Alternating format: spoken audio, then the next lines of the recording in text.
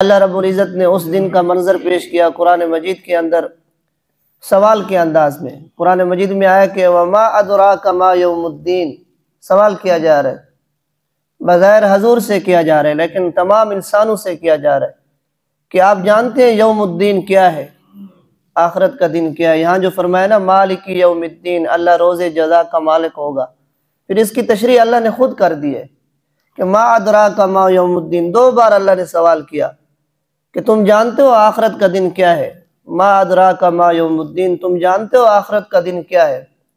کسی بات کو بار بار ذکر کرنا یہ فساد کے خلاف ہوتا ہے۔ اب دنیا میں ایک بندہ بار بار بات کرے تو لوگ بولتے ہیں یار اس کی عادت ایک بات کو بار بار دہراتا ہے۔ اسی طرح قرآن مجید کا ایک انداز ہے، جب قرآن مجید کسی بات کو دو بار دہرا دے تو سامعین کو بتانا ہوتا ہے کہ اس کی اہمیت کیا ہے۔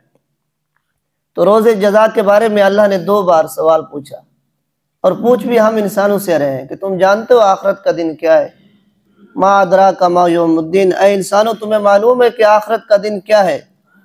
پھر اللہ نے خود جواب دے دیا، وہ دن ایسا ہوگا یوم لا تملک نفس لنفس شیئا، کہ وہ دن ایسا ہوگا کوئی آدمی اپنی جان کے لیے کسی ذرے کا بھی مالک نہیں ہوگا۔